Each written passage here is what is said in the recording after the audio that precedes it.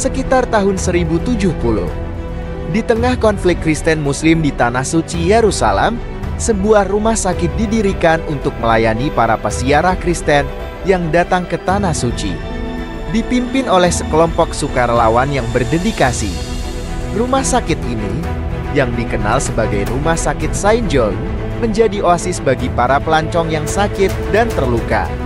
Di sanalah asal-usul Ksatria Hospitaler bermula.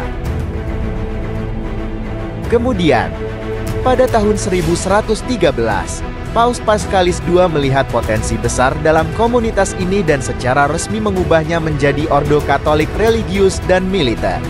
Ordo ini dinamakan Hospitaler dengan motonya yang terkenal, Tuitio Fidei et Obsequium Pauperum, atau melindungi iman dan melayani orang miskin. Ordo ini mudah dibedakan dengan ordo Katolik lainnya pada lambangnya yang berupa 8 sudut salib berwarna putih menggunakan warna background hitam. Kemudian, mulai tahun 1278 para ksatria Hospitaler mulai menggunakan tunik merah menggantikan tunik hitam yang menjadi identitas mereka sebelumnya.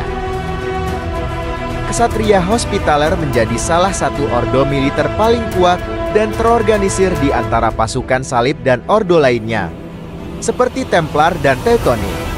Keberanian dan keahlian mereka dalam pertempuran sudah terbukti menjadi penentu dalam beberapa kemenangan tentara salib. Para ksatria Hospitaler mendirikan rumah sakit dan klinik di seluruh Yerusalem dan wilayah sekitarnya. Mereka menyediakan perawatan medis gratis bagi semua orang, tanpa memandang agama atau latar belakang apapun. Selain pengobatan, mereka juga dilatih dalam seni bela diri dan bertugas melindungi para peziarah dan tanah suci dari serangan Muslim. Pada peranan militer, mereka bertempur dengan gagah berani dalam banyak pertempuran. Di antaranya penaklukan Yerusalem tahun 1099, yang pada waktu itu, Ksatria Hospitaler memainkan peran kunci yang penting dalam merebut Yerusalem dari tangan Muslim. Keberanian mereka dalam pertempuran membantu membuka jalan bagi pendirian kerajaan Kristen Yerusalem. Selain penaklukan Yerusalem, mereka juga berperan pada pertempuran Akri tahun 1191. Saat itu, ketika Saladin, pemimpin tentara Muslim, berhasil merebut kembali Yerusalem, pada prosesnya tidak mudah. Karena ksatria Hospitaler membantu mempertahankan kota Acre atau Akka. Pertempuran ini berlangsung selama 2 tahun dan merupakan salah satu pertempuran paling brutal dalam perang salib. Para ksatria Hospitaler menolak menyerah begitu saja, meskipun sebenarnya hasil pertempuran ini sudah bisa ditebak. Jika dibandingkan Ordo Templar, ksatria Hospitaler tidak terlalu haus kekuasaan dan pengaruh di dalam militer tentara salib. Meskipun ordo ini tidak diragukan lagi pada kemampuannya bertempur dan moralnya yang tinggi, mereka juga dikenal karena disiplin dan kesalehannya.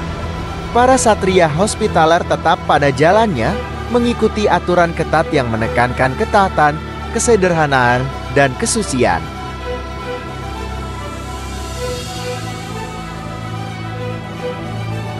Perjalanan panjang Ordo Ksatria Hospitaler dimulai pada tahun 1187, ketika Sultan Saladin menaklukkan kembali Yerusalem. Ksatria Hospitaler diusir dari Tanah Suci, kemudian markas mereka berpindah ke Acre. Di sana mereka tetap pada komitmennya terus merawat orang sakit dan melindungi para peziarah. Keberadaan mereka di kota Acre tidak bertahan lama, karena pada tahun 1291, kota itu juga jatuh ke tangan Muslim. Ksatria Hospitaler dipaksa untuk berpindah-pindah selama beberapa tahun, mencari tempat berlindung di wilayah Sippus dan Rhodes. Nasib ksatria Hospitaler setelah terusir dari Tanah Suci tidaklah buruk, karena setelah itu justru mereka meraih puncak kejayaannya. Dimulai pada tahun 1309, ksatria Hospitaler merebut Pulau Rhodes dari Kekaisaran Bizantium atau Kekaisaran Romawi Timur yang beragama Kristen Ortodoks, sedangkan mereka adalah Kristen Katolik. Di sana, mereka membangun benteng pertahanan yang kuat dan mengembangkan armada laut yang tangguh dan terorganisir. Mereka menjadi kekuatan maritim yang berpengaruh di Mediterania, serta memainkan peran penting dalam memerangi perompak dan bajak laut Muslim. Selama lebih dari 200 tahun, ordo ini memerintah Rhodes dengan bijak, toleran, dan adil. Mereka membangun infrastruktur, mendorong perdagangan, dan melindungi rakyatnya. Era ini menjadi masa puncak kejayaan bagi Ordo Hospitaller. Meskipun tidak setragis ordo lainnya, Hospitaller juga pada akhirnya mengalami kemunduran. Dimulai pada tahun 1522, Sultan Sulaiman I dari Ottoman atau Kesultanan Utsmaniyah menaklukkan Rhodes. Ksatria Hospitaller diusir dari pulau itu dan mereka berpindah-pindah selama beberapa tahun kemudian. Sebenarnya mereka pernah mendapatkan angin segar, karena pada tahun 1530, Kaisar Charles kelima dari Kerajaan Romawi Suci atau Holy Roman Empire yang saat ini negara Jerman, memberikan Pulau Malta kepada Ksatria Hospitaller.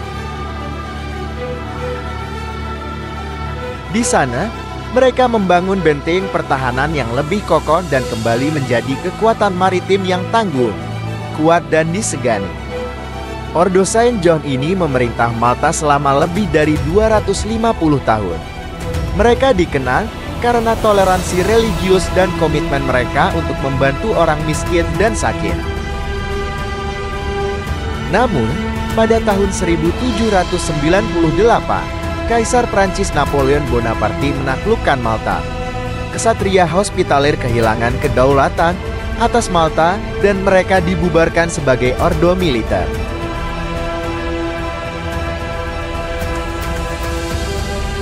Pada kenyataannya, nasib mereka berbeda dengan ordo ksatria Katolik lainnya.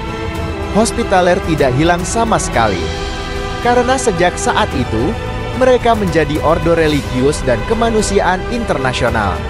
Saat konten ini dibuat, organisasi Hospitaller memiliki sekitar 13.500 anggota di seluruh dunia.